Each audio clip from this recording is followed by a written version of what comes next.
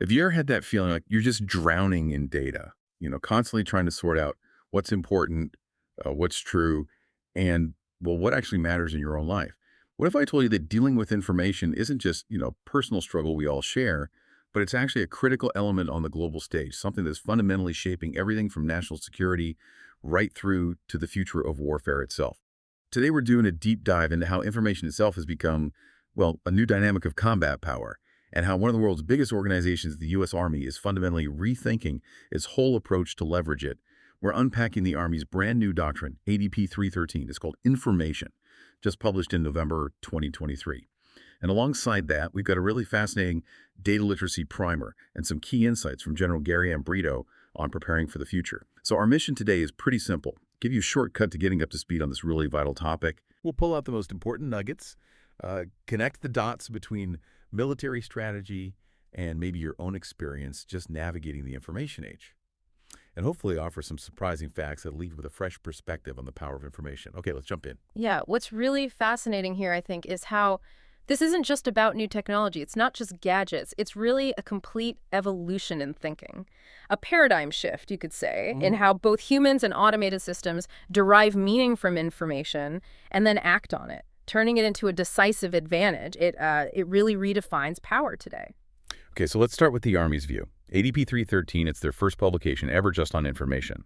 It kicks off by saying, and this is a direct quote, "Information is central to everything we do. It is the basis of intelligence, a fundamental element of command and control, and the foundation for communicating thoughts, opinions, and ideas." Yep. So think about that. They're not saying it's like a supporting thing. They're saying it's absolutely foundational to everything. Exactly. And if we connect that to the bigger picture, well, the doctrine explicitly states information is now considered a dynamic of combat power. Traditionally, we think of combat power as firepower, maneuver, leadership, things like that. Now, information sits right alongside those. It's acknowledged as a force multiplier in its own right. The Army isn't just fighting for information or defending it. They're actively fighting with it. That's a profound shift. It acknowledges that every action, every message, every bit of data, it generates effects that either help or hinder their objectives. It's a whole new way of thinking about engagement. That's a really crucial distinction, isn't it? It's like information isn't just the map and compass anymore. It's also, a weapon and a shield, fully integrated, not something just for a specialist in a back room. Yeah. And the main goal of all this then is? Right. The core objective is to create and exploit what they call an information advantage, which basically means the ability to use, protect, and exploit information more effectively than any adversary. And this isn't just for shooting wars. It applies across the board: home, station, competition, crisis, armed conflict. And the key takeaway, it's no longer just for the tech specialist. It's now explicitly the business of all commanders, all leaders, every single soldier. It's a team effort. And this next bit, this really changes how we think about the battlefield or maybe the operational environment. This new approach operationalizes what they call multi-domain operations. So traditionally, military advantages focused on, say, two dimensions: the human dimension, morale, training, that stuff, prenerita, and the physical dimension, territory, equipment, logistics. But ADP 313 now adds a crucial third, the information dimension. And what's really interesting is that advantages here don't just stand alone. They constantly complement and reinforce advantages in the human and physical areas. Even small information advantages, if you exploit them quickly, can dictate the whole tempo, maybe slow down an adversary's decision-making before they even know what's hit them. That's exactly right. And there's a good historical example in the source material, The Thunder Run. Back in 2003, in Iraq, this U.S. armored push into Baghdad, it created a huge information advantage, not just by being there physically, but by achieving surprise and, crucially, by discrediting enemy propaganda that was actually being broadcast live on the news. That fundamentally hit the enemy's mental ability, their will to resist, not just their physical capability. It wasn't just about tanks, it was about controlling the narrative, which, raises a key question. How do you get from raw data to something decisive like that, especially impacting someone's will? The doctrine lays out what it calls the cognitive hierarchy. It's like a pathway. Raw data gets turned into information that's analyzed into knowledge. And then finally, humans apply judgment to turn that knowledge into understanding. And that understanding informs decisions and ultimately behavior. But here's the critical part. This whole process is deeply receiver-centric, meaning how any information gets interpreted depends entirely on who receives it, their worldview, their biases, their experience. So it's not just about sending the data out. You have to understand how the other side is going to process it and what shapes that interpretation.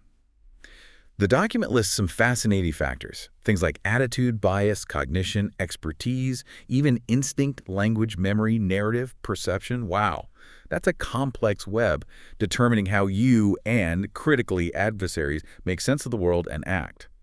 Does that mean the Army is also wrestling with these sort of internal biases within its own ranks? Oh, absolutely. The Doctrine implies this receiver-centric thing applies everywhere. So the challenge for the Army, internally and externally, is building a common picture while also understanding all these different interpretations. It's about shared understanding, but you get there by being really aware of these factors in your team and in your opponent. That this isn't just techie intelligence gathering, it's almost like applied social science on the battlefield. Okay, so if information is combat power, and the goal is information advantage, how does the Army actually organize itself to do this? How do they structure it? Right, so to get this information advantage, the Army's organized its efforts around 5 interdependent activities. They are enable, protect, inform, influence, and attack.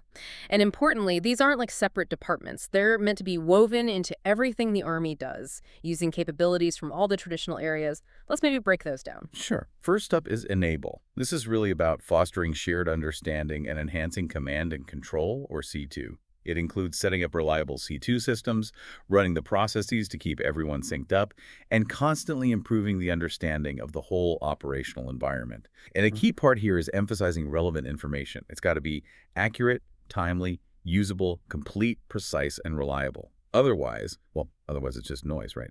It clogs up the system. Think about making sure everyone has the same map, the same intel picture. That's enable. Without it, nothing else works well. Yeah, think about your own work, right? How much time do you waste sorting through irrelevant emails or data? The military is now explicitly trying to filter for relevance to avoid that overload, make faster, better decisions. That's a challenge I think we can all relate to. Definitely. Next is protect. This is pretty straightforward. Securing friendly data, information, and networks, while at the same time denying adversaries access to your critical stuff. This includes things like Operation Security OPSEC, which is basically preventing the enemy from seeing your capabilities or intentions. It also means defending networks, data, systems from cyber attacks, electronic warfare, all that. It's about keeping your information infrastructure safe and your secrets secret. And here's a really surprising, kind of unsettling, real-world example of protect that affects all of us. The Doctrine points out the risk of personal electronic devices. Specifically, it mentions the 2018 Strava Fitness app incident. Remember, Strava releases global heat map of user activity. Cool idea, right? But because so many military folks were using it, the map inadvertently showed the perimeters, even internal roads, of military bases worldwide, including active zones, just from aggregated running routes. That led to new DoD policies, fast. It just hammers home that every soldier, and honestly, every one of us, is under constant observation digitally. We all have to be careful about our digital footprint. Your Fitbit data could be mapping sensitive locations. It's a stark reminder. Okay, the third activity is inform. This is about shaping informed perceptions among different audiences. Could be internal soldiers, families, or external the American public, international partners, even populations in theater. The main goal. Maintain trust and confidence through proactive, accurate, and timely communication. And a core principle, stated very clearly, tell the truth.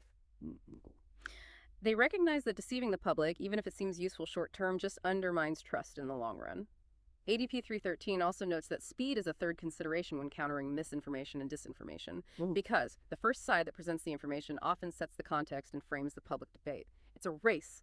That's a really interesting tension there, isn't it? The need for speed versus the absolute need for truth, even when the truth is maybe difficult, speaks volumes about long-term credibility.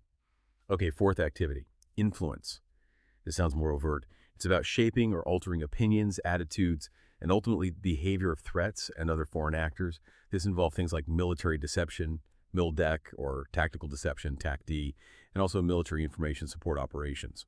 Mephisto, the classic example always cited, is D-Day, right? Operation Fortitude, that massive deception operation, creating a whole fake army group, inflatable tanks, ghost radio traffic to fool the Germans about where the real landing would be, Normandy. That bought critical time. That's influence on a massive scale. Absolutely. And a key principle behind effective deception, often called Magruder's principle, is relevant here.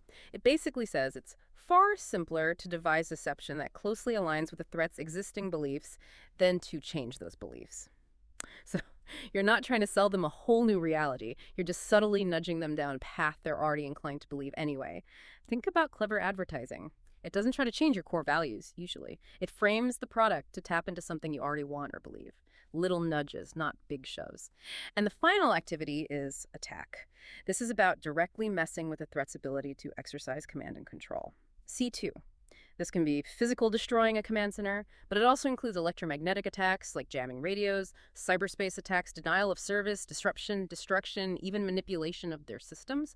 And offensive space operations may be degrading their satellite comms. It's all about degrading their situational awareness, their decision-making, their ability to communicate, basically blinding and silencing them. It's like a digital and physical attack on their nervous system. Right, a surgical strike on their ability to think and talk. Sort of like what happened with the Iraqi air defense network in the first Gulf War, where cyber and electronic attacks basically took it offline before the physical bombing really started. Yep. Okay, so you've got all this information flying around, these 5 activities: enable, protect, inform, influence, attack.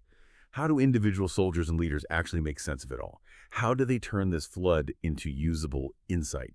This seems to be where the data literacy primer fits in. It defines data literacy as the ability to read and understand data and communicate, analyze, and use data effectively in decision-making processes. Sounds pretty crucial for making sound decisions based on situational understanding. It absolutely is. Data literacy directly feeds into that cognitive hierarchy we talked about, turning raw data into real understanding.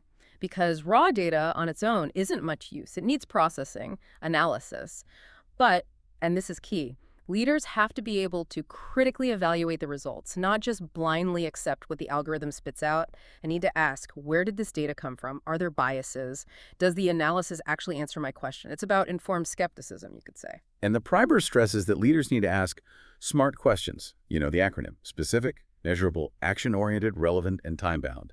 Asking these sharp questions helps focus the organization's analysis. It drives the whole process. Because if you ask a vague question, you'll get a vague, probably useless answer. It's like needing a blueprint before you build. Exactly. And the primer breaks down data analysis into 4 levels, each giving deeper insight. First is descriptive, just what happened, like looking at last month's fuel usage. Simple reporting. Second, diagnostic. Why did it happen?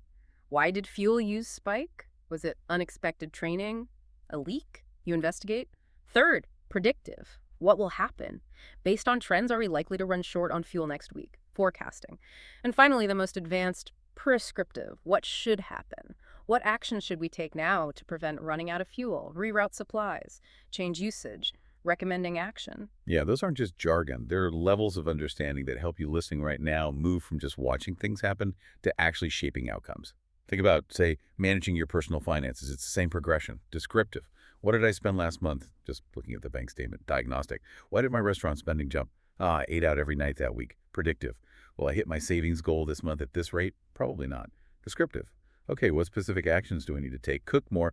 Cancel that subscription. See, it helps you take control. That's a perfect analogy. And leaders, they aren't always the data scientists doing the deep analysis themselves, but they are the critical consumers and drivers. They have to establish a vision for data use, foster a data-literate culture, and make sure everything aligns with the big goals. The analysis often starts with their questions, and how they interpret the answers guides everyone else. And General Gary M. Brito, who heads up Army Training and Doctrine Command, TRADOC, the Army's big thinkers, he really hammers this home.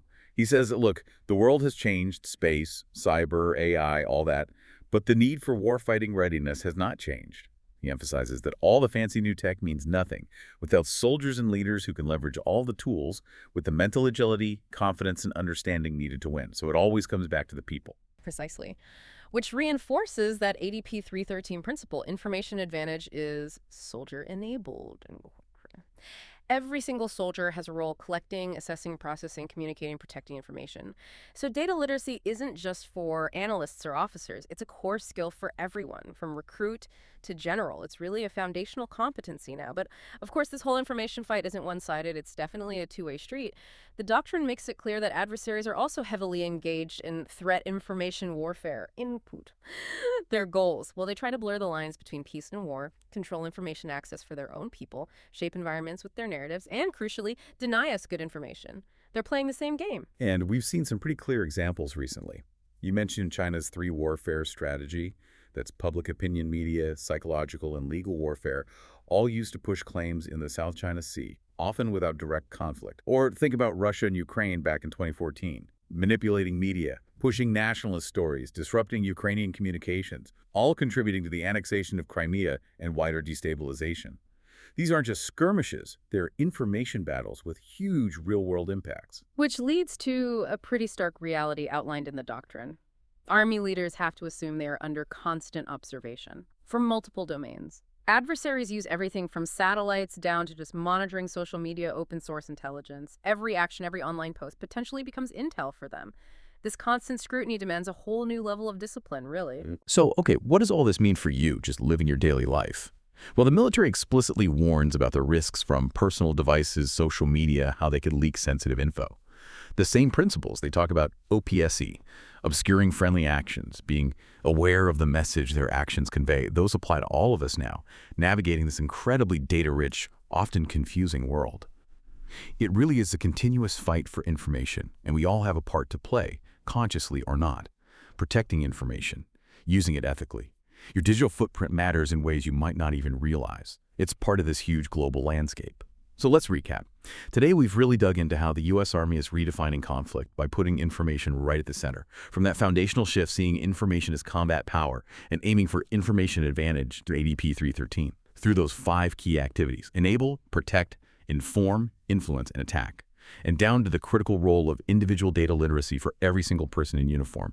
It's pretty clear we're in a fundamentally new era. Yeah, it represents more than just a change in military manuals. It's a profound cultural shift with implications way beyond just the military. It's really about critical thinking, understanding perception, understanding bias, and using data not just for speed, but for deeper understanding and hopefully more effective, more ethical action. And it does raise a big question, doesn't it? If the world's most powerful military sees the need to transform its approach to information so fundamentally, what does that suggest about the personal responsibility you have just navigating the information you encounter every single day? So here's a final thought to maybe chew on. If information truly is a dynamic of combat power for nations, then developing your own data literacy, questioning sources, managing your own digital trail, thinking critically about the narratives you consume and share, that isn't just, a smart move for your career or personal life. Maybe, just maybe, in this modern age, understanding and mastering information is becoming one of our most important civic duties. What will you do to leverage your own information advantage?